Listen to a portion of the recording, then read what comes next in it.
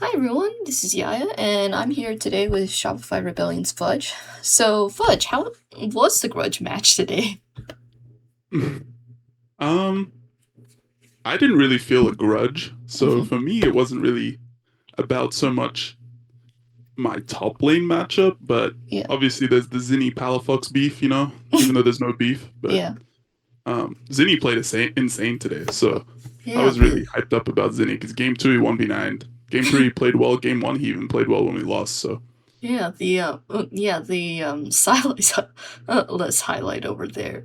Good, yeah, like I think everyone heard it in comms. Everyone was just saying, "Wow, Zinni." yeah. I mean, to be honest, usually like Zinni's like best champs are like the playmaking, like melee, like engage champs, Hmm. like Ari as well. Yeah. And so, but he doesn't really play Silas a lot, honestly, in scrims. He hasn't really like pulled it out at all. Hmm. So it was just kind of like a random Silas angle in game, and then they even picked like Gnar 4-5 and gave him Gnar ult as well on Silas. So him playing that well was really impressive. Hmm. And it's also like, he hasn't had the best showings, I think, on stage in like recent weeks before this. So Yeah. I was really like happy for him because I know he's really harsh on himself at times when he plays poorly. So I'm glad that he played really, really well today and basically like carried us in game two. So Hmm. Yeah.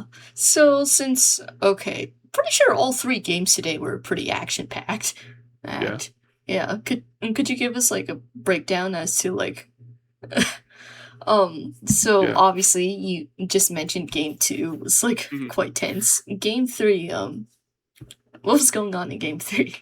Yeah, game three, I feel like our draft was just so much better than theirs. I feel like they picked Yunara Lulu and um they picked like a worse 3v3 jungler with Yunara Lulu. Mm-hmm. Um, and they also picked Vi, I guess, against, and I picked Rumble, right? So it's hard for him to make like side lane plays on me because whenever I see him, I can always just ulti the wave and just play like alone. So it allows our jungler and our strong bot lane, and also we have a really strong mid lane and Azir that recently got buffed on the recent patch. That's really good front to back. So we have a tank with the front to back champions, and then they also picked like 4-5. They picked engaged champions like Aurora and Yone into Kalista Renata and a really strong tank. So I feel like game three draft was really good for us, and they kind of just have to try to kill me the entire game because mid lane was kind of just winning, and top lane is like counterpicked, but I can kind of just farm Mm-hmm. and I could just ult every waves on side lane and just in team fights I would just like try to make the enemy team ult me so that my carries just carry, and then that's how I guess we just won the game instantly because we just stacked dragons, got every objective, and won the game. Yeah. Yeah. It feels like a lot of the team fights, at least this series, it was just like it would be a lot of people got picked off pretty quickly. Hmm. Like, Yeah, I mean generally I think there's a lot of damage in the game right now, especially with um, just the less tanks being played. I think the only tank I think for top lane at least today was just Cassante, I think, in mm-hmm. game one. And Yeah. in previous patches, I think people played a bit more like Renekton and Sion and Ornn, Mm-hmm. whereas nowadays it's not really as common. It's more so carries. So Yeah. with more carries, there's more people getting one shot, I guess. Yeah. I don't think I've seen like think I've really seen like that many tanks in the past few weeks, honestly, from top lane. Yeah, in Like, top lane, it's pretty uncommon. I think in most games, I think all like the carries are just kind of just better right now, and tanks don't. It also was especially because Camille support was meta on mm-hmm. previous patch, so you wouldn't really want to play like um, a tank with Camille because she wants to roam around and get kills, and you can't really help her do that. You're more of like a front to back slow team fight champion. Yeah. Um, and also with all the mages being played, you wanted a more strong AD champion, so Mm-hmm. usually tanks were not super priority in top lane. I do think on recent patches though, tanks are a little bit better because more ADC meta now, Mm-hmm. with just like a strong bot lane, and then you can just weak side top lane. And also jungle tanks, I think, have gone up in priority quite a bit, mainly because of the jungle changes where you do more damage if you have more armor and MR, Mm-hmm. um, and that helped tank junglers quite a bit. So we'll probably see a bit more tanks on new patches now that bot lane ADCs are stronger, and also the jungle buffs I think will change it quite a bit. Yeah.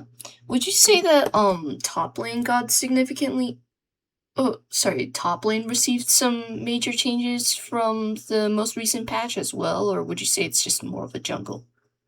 I think top lane got decent changes. There was obviously the Camille changes Mhm, where her W cooldown is quite a bit lower and her passive cooldown is quite a bit lower, which helped her laning phase a little bit because you're able to just trade more effectively mhm, in some of the matchups.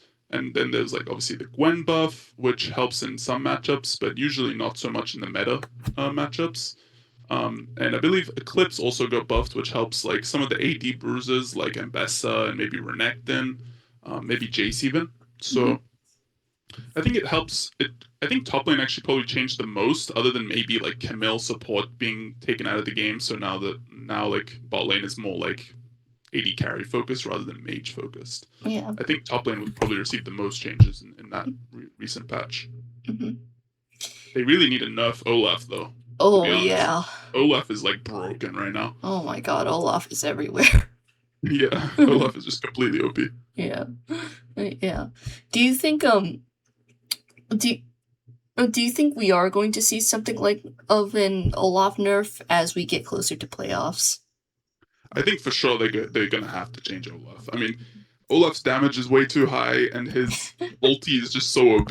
Like being Yeah. able to just like obviously there's ways to play around Olaf, Mhm, but its lane phase is a bit too strong right now. Where even if you're playing against the usual range champions that counter Olaf, mhm. um, because of Storm Raider's Surge, the rune, and also just his axes at level 1, he's able to get the first round of the lane pretty easily because he can just crash away, press base, come back to lane, even if he has no teleport. Yeah.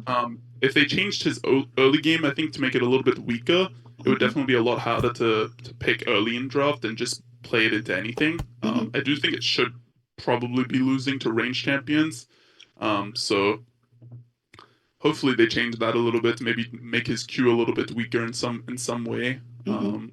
And I think that would hurt his early lane phase, which would make him a little bit hard to pick. Yeah. And, speaking of playoffs, so, okay, Shopify isn't playing until week 6. 6, they're Mm-hmm. not playing next week, right? Mm-hmm. Right. So you guys are 3rd, I think, in the standings right Mm-hmm. now? How are you feeling about, like, getting into playoffs? Um, I mean, going into playoffs, I think we're a decent team, but at the same time, we've had quite an easy, I think, road right now, where Mhm, we played against most of the bottom teams like DSG, Dig, Sentinels, mhm. and the only like pretty good team we played against was Lion so far. Yeah.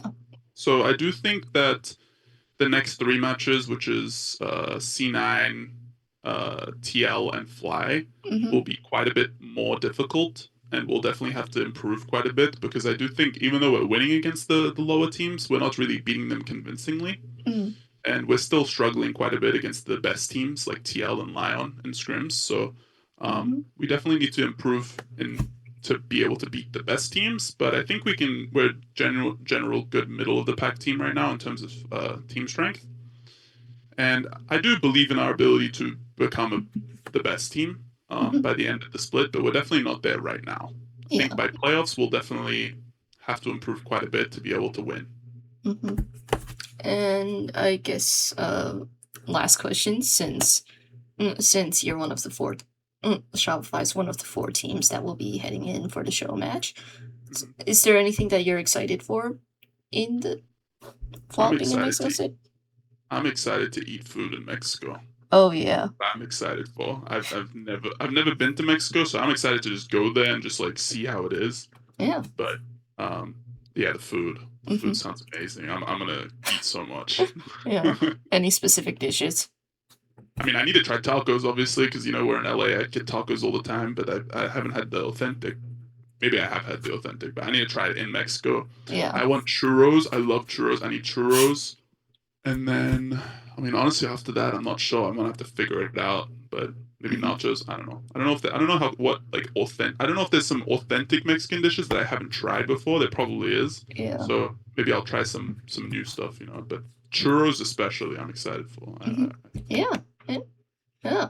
Anyways, congratulations on the win. Good luck for for week 6, and thank you for the interview and have a great day. Have a great day. Thank you so much. Yeah.